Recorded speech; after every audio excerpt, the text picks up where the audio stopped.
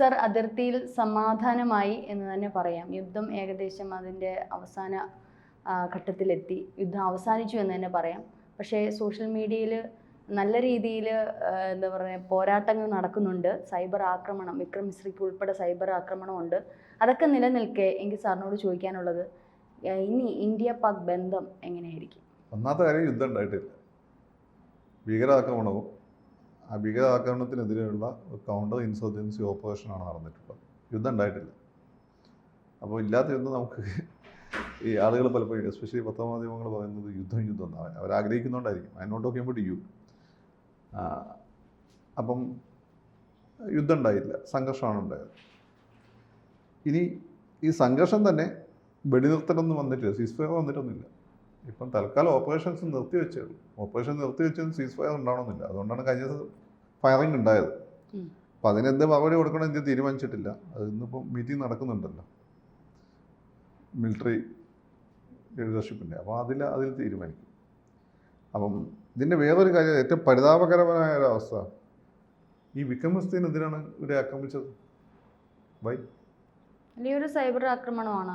കാരണം ഞാൻ മനസ്സിലാക്കിയത്, അദ്ദേഹം വന്ന് ഇങ്ങനെ തൽക്കാലം ഓപ്പറേഷൻസ് നിർത്തിവെക്കുന്നു എന്നുള്ള ഒരു കാര്യം മീഡിയ അറിയിച്ചു. അത് അദ്ദേഹത്തിൻ്റെ ജോലിയല്ലേ, അദ്ദേഹമാണ് നിർത്തിവെച്ചത്.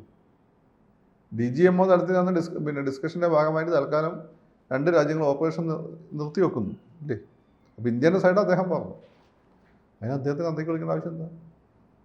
What's a problem in it? അല്ല, ജനങ്ങൾ യുദ്ധം ആഗ്രഹിക്കുന്നുണ്ട്. പാകിസ്ഥാനെ തകർക്കണം എന്നുള്ള രീതിയിലാണോ ജനങ്ങളുടെ അല്ല, ജനങ്ങൾ പലപ്പോഴും അങ്ങനെ ആഗ്രഹിക്കും. പ്രത്യേക പണിയൊന്നും ജനം എന്ന് പറഞ്ഞ സ്ഥലത്ത് ജനത്തിനോട് ബീറുള്ള ആരും യുദ്ധം ആഗ്രഹിക്കുന്നില്ല. ഇപ്പം നിങ്ങൾ വിചാരിക്കും യുദ്ധം ഏറ്റവും കൂടുതൽ ആഗ്രഹിക്കുന്ന ആൾ മോഡി എന്നായിരിക്കില്ല. കാരണം മോഡി RSS തന്നെയാണ്. മോഡി അടിച്ചാൽ തിരിച്ചടിക്കുന്ന ആളാണ്. മോഡി യുദ്ധം ആഗ്രഹിക്കുന്നില്ല. മോഡിക്ക് യുദ്ധം ആഗ്രഹിക്കാൻ പറ്റില്ല. കാരണം RSS തന്നെ വരെ അത്യാവശ്യം രാമായണ മഹാഭാരതമൊക്കെ വായിച്ചിട്ടുണ്ടാവും. രാമായണ മഹാഭാരതം പഠിപ്പിക്കുന്നത് എന്താണ്? യുദ്ധത്തിൽ ജയിച്ചാലും തോൽച്ചാലും തോൽവിയാണ്. ഈ മാനവികതയെ പറ്റിയൊക്കെ ഇപ്പം പലരും പറയുന്നുണ്ടല്ലോ. യുദ്ധവുമായി ബന്ധപ്പെട്ട മാനവികതയെ പറ്റി ആദ്യമായിട്ട് പറയുന്ന മഹാഭാരതമാണ്. അതിനുശേഷമാണ് നിങ്ങൾ പഠിച്ച് ഇവിടെ പറഞ്ഞ പുതിയൊരു കണ്ടെടുത്ത് സായിപ്പന്മാർ പറഞ്ഞ കാര്യങ്ങൾ ഇവിടെ എന്ന് പറയുന്നത്. അത് ഇന്ത്യയാണ് ആദ്യം കണ്ടെത്തിയത്. യൂറോപ്പിന് ഈ യുദ്ധം മഹാനാശമാണ് എന്ന് മനസ്സിലാക്കാൻ, മാനവികതയ്ക്കെതിരാണെന്ന് മനസ്സിലാക്കാൻ 2 മഹായുദ്ധങ്ങൾ നടത്തേണ്ടി വന്നു. അത് 1948-50 കാലഘട്ടത്തിൽ ആമാർക്ക് അത് മനസ്സിലായിട്ടുള്ളൂ. നമ്മളിത് ഏതാണ്ട് ഏറ്റവും ചുരുങ്ങിയത് ഒരു 3000 വർഷം മുമ്പെങ്കിലും മാനവികതയ്ക്കെതിരാണ് യുദ്ധം എന്ന് മനസ്സിലാക്കിയ ആളുകളാണ് ഇന്ത്യക്കാർ. നമ്മളെ ഈ മരുഭൂമിയിലേക്കാണ് അവർ മണലടിക്കുന്നത്. ഇന്ത്യനെയാണ് ഇപ്പോൾ മാനവികത പഠിപ്പിച്ചുകൊണ്ടിരിക്കുന്നത്. അപ്പോൾ നമ്മൾ യുദ്ധം ആഗ്രഹിക്കുന്നില്ല. നമ്മളെവിടെയും പോയി യുദ്ധം ചെയ്തിട്ടില്ല. പക്ഷേ യുദ്ധം ആഗ്രഹിക്കുന്നില്ല എന്ന് പറഞ്ഞ് വെറുതെ എടുത്തു കഴിഞ്ഞാൽ നമുക്ക് തിരിച്ചടി കിട്ടും.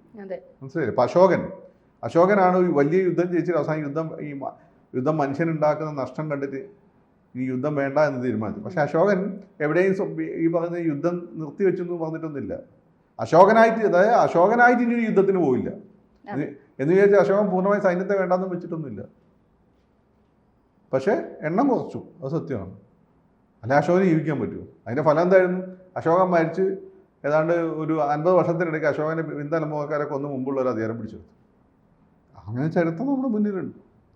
അപ്പം നമ്മളെപ്പോഴും യുദ്ധസന്നദ്ധമായിരിക്കണം. ഇപ്പോൾ ജോൺ വിക്കിനോട് അങ്ങയുടെ ഒരു സുഹൃത്ത് പറയുന്നുണ്ട്. ജോൺ വിക്ക് പറയുന്നത്, എനിക്ക് പീസാണ് വേണ്ടത്, അങ്ങനെ പ്രിപ്പയർ ഫോർ വാർ. യുദ്ധത്തിന് സന്നദ്ധമായി യുദ്ധസജ്ജമായി എന്നാലും നിങ്ങൾ സമാധാനം കിട്ടുള്ളൂ. അല്ല ഞാൻ പാവാന്ന് കഴിഞ്ഞാൽ മൂലയിൽ പോയി നിങ്ങളെല്ലാവരും കൂടി എടുത്ത് പഞ്ഞിക്കിടും. അതാണ് നമ്മളിപ്പോൾ ചെയ്യുന്നത്. അല്ല, നമ്മൾ യുദ്ധം ആഗ്രഹിച്ചിട്ടില്ലല്ലോ. നമ്മൾ യുദ്ധം ആഗ്രഹിച്ചിരുന്നത് നമ്മൾ യുദ്ധം ചെയ്യുമായിരുന്നു. പക്ഷെ യുദ്ധം ആഗ്രഹിച്ചിട്ടില്ല. അപ്പം അത് തന്നെയാണ് BJPയുടെ നയം, അത് തന്നെയാണ് RSSൻ്റെ നയം, മോഡിയുടെ നയം, ഇന്ത്യയുടെയും പോളിസി അത് തന്നെയാണ്. അതിനത് വിക്രം മിശ്രയുടെ തന്തയ്ക്ക് വിളിക്കുന്നത്. അപ്പോൾ യുദ്ധം ആഗ്രഹിക്കും. ഇതൊന്നും മനസ്സിലായത് ഇവരുടെ ആളുകളാന്ന് പറഞ്ഞ് കിടക്കുന്ന കുറേ ആളുകളുണ്ട്. ഇവരന്മാരാണ് സൈബർ മേഖല. ഇപ്പം ഞാൻ പലപ്പോഴും കാണാറുണ്ട്. ഞാനീ പറഞ്ഞതിൻ്റെ മാതിരി മുമ്പ് എനിക്കൊരു രാഷ്ട്രീയം ഉണ്ടായിരുന്നു. അത് ഞാൻ ആ പാർട്ടിയുടെ ആളാണ്, ഞാൻ തെറ്റിദ്ധരിച്ചിരുന്ന സമയത്ത് ഞാൻ അവരുടെ രാഷ്ട്രീയം പറയാറുണ്ട്. പക്ഷേ ഞാനത് തിരിച്ചറിഞ്ഞതിന് ശേഷം ഞാൻ ഫാക്ച്വലായിട്ട് സംസാരിക്കുള്ളൂ. ശരിയാണോ ശരിയെന്ന് പറഞ്ഞ് തെറ്റാണോ തെറ്റ്. ഞാൻ RSS പറ്റി BJP മോഡിയെ പറ്റി എന്തെങ്കിലും നെഗറ്റീവ് വന്നാൽ അടുത്തത് അവൻ മറ്റേ മുറിയണ്ടിയാണ്, അവൻ മറ്റേ കാക്കായിയാണ്, മാപ്പിളയാണ് എന്നൊക്കെ പറഞ്ഞുകൊണ്ട് ഓരോരുത്തന്മാർ വരും. ഇവന്മാർക്ക് ഏത് മാളത്തിൽ വരുന്നത് എനിക്കറിയില്ല. ഇവനൊക്കെ മനസ്സിൽ വിഷമാണ്. ഞാൻ കഴിഞ്ഞ ദിവസം കണ്ടത് ഓരോരുത്തരും എഴുതിയാണ്. ഇവൻ പഴയ JNUവിലെ സിമി ആക്ടിവിസ്റ്റാണ്, സുഡാപ്പി നേതാവാണ്. ഇവനെ ഏതോ ശിവദാസൻ എന്നേറ്റം പോകുന്നുണ്ട്. ഇത് ചിലപ്പം ഫേക്കായിട്ട്, ചിലപ്പോൾ ഏതെങ്കിലും മുസ്ലിം ആയിരിക്കും, ചിലപ്പോൾ ഏതെങ്കിലും ക്രിസ്ത്യാനി ആയിരിക്കും, നമുക്കറിയില്ല. ഏതായാലും ഇങ്ങനെ കുറേ എണ്ണം സോഷ്യൽ മീഡിയയിലുണ്ട്, വിവരമില്ലാത്ത അവന്മാർക്ക് ലോകത്തെ പറ്റി ചുക്കും അറിയില്ല. ലോകത്തിൽ ഇന്ത്യയുടെ സ്ഥാനം എന്താണ്, യുദ്ധം ഒരു ആണവ യുദ്ധം നടന്നാൽ എന്താണ്, ഇനി ഒരു യുദ്ധം, ഒരു ബോംബ്, ഒരു മിസൈൽ ഇവൻ്റെ മുറ്റത്ത് വന്നിട്ടുണ്ടെങ്കിൽ ഇവൻ തന്നെ മോഡിയുടെ അകത്തേക്ക് വിളിക്കും. മോഡി ഇവനെ പറ്റിയൊക്കെ കരുതലുള്ളതുകൊണ്ടാണ് മോഡി നല്ല ഈഗോ ഉള്ള ഒരാളാണ്.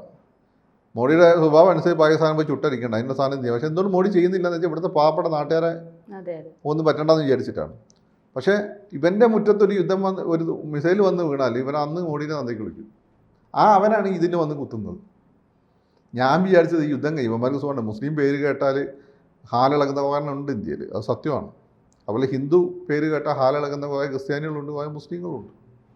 ഇതൊക്കെ ഉണ്ട്. നമ്മളതിന് കുറേ ഇങ്ങനെ കുറേ ഭ്രാന്തന്മാരുണ്ട്. ഇവന്മാരാണ് ഇതിൻ്റെ ആളുകൾ നടക്കുകയും ചെയ്യുന്നത്. അല്ല, പുൽവാമ ആക്രമണം ഉണ്ടായപ്പോൾ മോദിക്കെതിരെ വലിയ ഒരു രാഷ്ട്രീയ തന്ത്രമാണ്. പക്ഷെ ഇപ്പോൾ അത് പാകിസ്ഥാൻ തന്നെ പറഞ്ഞു അത് ഞങ്ങൾ തന്നെയാണ് ചെയ്തതെന്നുള്ളത്. അപ്പൊ ഇത്തരത്തിൽ ഇപ്പൊ വിക്രം മിശ്രയ്ക്ക് നേരിടുന്നത് ഇന്ത്യ ഒറ്റ കൊടുത്തു എന്നുള്ള വിക്രം മിശ്ര രാഷ്ട്രീയത്തെ അങ്ങനെ എന്ത് ചെയ്യാനാണ്? പൊളിറ്റിക്കൽ ലീഡർഷിപ്പും പട്ടാളം തീരുമാനിക്കുന്നു, ഓപ്പറേഷൻ നിർത്തിവെക്കുന്നു. അത് ആ പത്രസമ്മേളനം നടത്താൻ വരുന്ന അദ്ദേഹത്തിന് ജോലിയായിരുന്നു മീഡിയനെ അറിയിക്കാന്നുള്ളൂ. അതിന് അദ്ദേഹം പേച്ചു. എനിക്ക് അറിയില്ല അദ്ദേഹത്തെ മതം മിസ്ത്രി എന്ന് കേട്ട് എനിക്ക് തോന്നുന്നത് അദ്ദേഹം പാർസി ആവാനാണ് സാധ്യത. ഈ മിസ്ത്രി എന്നുള്ള പേര് പൊതുവെ പാർസിയാണ്. എനിക്കറിയില്ല, ഞാൻ കൺഫേം ചെയ്തിട്ടില്ല. അതാണോ നിങ്ങളുടെ പ്രശ്നം? അങ്ങനെയാണെങ്കിൽ ഗുരുജി തന്നെ വിചാരധാരയിൽ മാതൃകയായി മുസ്ലിങ്ങളോടും ക്രിസ്ത്യാനികളോടും പറയുന്ന ഒരു വിഭാഗമാണ് പാർസികൾ, 2 ജൂതന്മാർ. അവരിവിടെ വന്നു അവരുടെ കാര്യങ്ങൾ ചെയ്യുന്നു, പക്ഷെ നമ്മുടെ നാട്ടുകാരായിട്ടാണ് അവർ ജീവിക്കുന്നത് എന്നാണ് പറഞ്ഞിട്ട് മാതൃകയായി കാണിക്കുന്ന വിഭാഗമാണ്. എന്താ നിങ്ങളുടെ പ്രശ്നം? ഞാൻ വിചാരിച്ച ഖുറൈഷി എന്നുള്ള പേരുള്ള മറ്റേ കരസേന ഉദ്യോഗസ്ഥനെ തെറി പറയുമെന്നാണ് ഞാൻ വിചാരിച്ചത്. കാരണം മുസ്ലിം എന്ന് കേൾക്കുമ്പോൾ എന്നെ തെറി വിളിക്കുന്ന ആളുകളുണ്ട്. അത് ഒരു കാര്യമില്ലാതെ ഏതാണ്ട് ഇവരുടെ ആളുകളായിട്ട് മണ്ടത്തരം പറഞ്ഞാൽ അല്ലെങ്കിൽ ഇല്ലാതെ പറഞ്ഞാൽ ഞാൻ കയറി അറ്റാക്ക് ചെയ്യും. അതിന് ഈ പറയുന്നതോ ഒന്നുമല്ല, കോസക്കും ചെയ്യാതെ അവൻ മുറിയേണ്ടിയാണ് മറ്റേ മൊത്തത്. ഞാൻ എൻ്റെ കുട്ടിക്കാലത്ത് ഇതിലും വലിയ സാധനം എൻ്റെ സമുദായത്തിൽ കേട്ട് വളർന്ന ആളാണ്. എൻ്റെ കുട്ടിക്കാൽ മദ്രസ പഠിക്കുന്ന ആളും തൊട്ടേ ഞാൻ ചോദ്യങ്ങൾ ചോദിക്കുന്നുള്ളതുകൊണ്ട് ഒരുപാട് ആ രീതിയിലുള്ള പ്രഷർ ഒറ്റപ്പെടുത്തലോടെ വന്ന ഒരാളാണ്. എന്നെ സംബന്ധിച്ചിടത്തോളം മുസ്ലിം കമ്മ്യൂണിറ്റിനുള്ളിൽ മുസ്ലിം മേഖലയിൽ ആ രീതിയിൽ ത്രൈവ് ചെയ്യാൻ പറ്റി, എന്നിട്ട് മുസ്ലിം വിരുദ്ധനായിട്ട് മാറിയിട്ടില്ലെങ്കിൽ എന്നെ ഇതൊക്കെ പുല്ലാണ്. പക്ഷെ ഞാൻ പറഞ്ഞു ഇവരുടെ വൃത്തികെട്ട മെൻറ്റാലിറ്റിയാണ്. ഈ മെൻറ്റാലിറ്റിയാണ് ഓരോ രാജ്യത്തെ നശിപ്പിക്കുന്നത്. അപ്പുറത്ത് ഖലിമ ചൊല്ലി എന്ന് പറഞ്ഞുകൊണ്ടാണ് ഇവന്മാർ പറയുന്നത്. ഇവന്മാരാണ് ഈ പറയുന്ന ഓരോ പാവങ്ങളെ വിളിച്ചിട്ട് ജയ് ശ്രീറാം വിളിപ്പിക്കുന്നത്. എന്നിട്ട് ഈ പറയുന്ന ഹൈന്ദവ സംസ്കാരത്തെ ഈ പറയുന്ന തീവ്രവാദികളുടെ സംസ്കാരമായിട്ട് എന്താണ് ഐക്യപ്പെടുന്നവരാണ് ഇവന്മാരാണ്. ഇങ്ങനെയുള്ള ആളുകളാണ് ഈ പ്രശ്നം ഉണ്ടാക്കുന്നത്. ഏതായാലും ഇനി ഒരു ഇന്ത്യ പാക് ബന്ധം എങ്ങനെയായിരിക്കും സർ? ഇന്ത്യ പാക് എന്തെങ്ങനെയൊക്കെ തന്നെ പോകും. അത് ഒരുപാട് നന്നാവുകയില്ല, ഒരുപാട് മോശമാകും. സിന്ധു നദീജല കരാറ് താൽക്കാലികമായിട്ട് അതെനിക്ക് തോന്നുന്നു അത് പതുക്കെ അത് പൂർണ്ണമായി തടയാനൊന്നും പറ്റില്ല. ഉഭയകക്ഷി പക്ഷേ സംഘർഷം ഒരു പാകിസ്ഥാൻ ടെറർ അറ്റാക്കിൻ്റെ ഒരു ഇൻറ്റൻസിറ്റി കുറയാൻ രൂപം മാറ്റും. ഇനി ഇതുപോലെ ടെറർ അറ്റാക്ക് വന്നാൽ ഇന്ത്യക്ക് BJP ഭരിക്കുമ്പോൾ തിരിച്ചടിക്കാതിരിക്കാൻ പറ്റില്ല, പിന്നെ കഴിവിട്ട് പോകും. പിന്നെ വെള്ളം പിടിച്ച കത്തിൽ എളുപ്പമൊന്നുമല്ല. വെള്ളം പിടിച്ച് വെച്ചാൽ പിന്നെ ഈ അണക്കെട്ടൊക്കെ കെട്ടി അവർ വന്ന് ബോംബ് ചെയ്യും. അവർക്ക് ജീവിക്കണ്ടേ?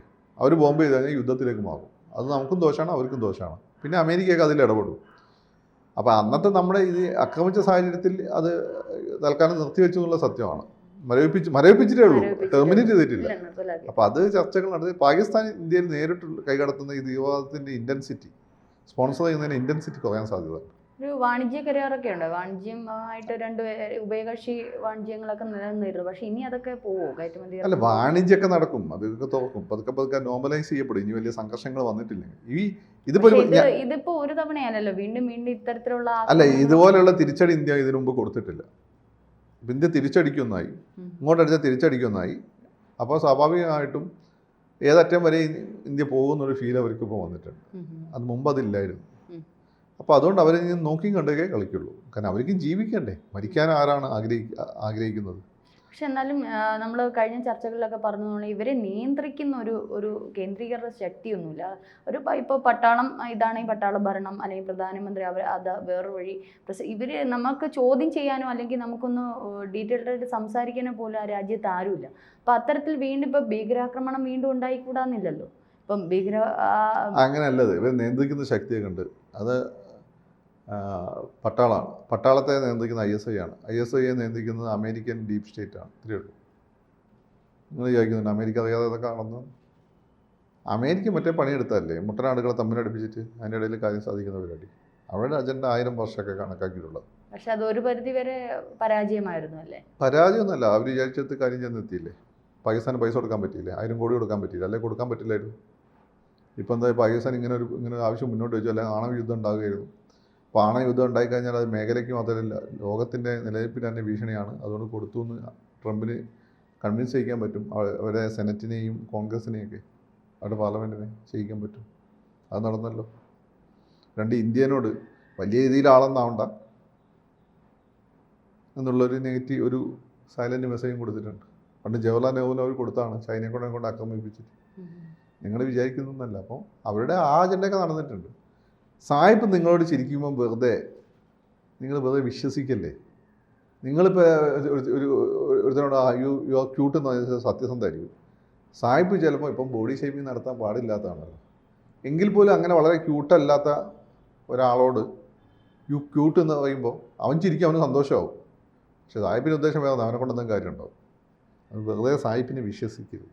അതാണ് അതിൽ പറയാനുള്ളത്. അപ്പോൾ അവരെ സംബന്ധിച്ചിടത്തോളം അവർക്ക് പാകിസ്ഥാനെ പൈസ കൊടുക്കാൻ പറ്റും, ആയുധം പിടിച്ചെടുക്കാൻ പറ്റും.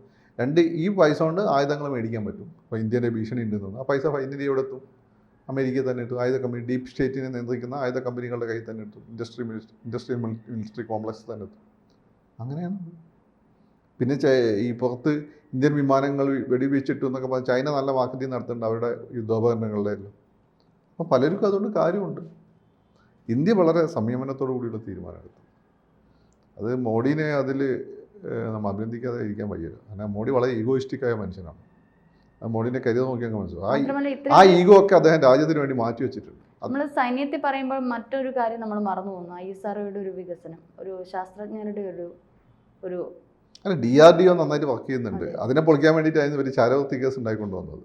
പക്ഷേ ഭാഗ്യം കൊണ്ടായി നമ്മൾ രക്ഷപ്പെട്ടു. DRDO നമുക്ക് നല്ല പണ്ടേ ഭയങ്കര ബുദ്ധിയുള്ള ആളുകളാണ് ഇന്ത്യക്കാർ.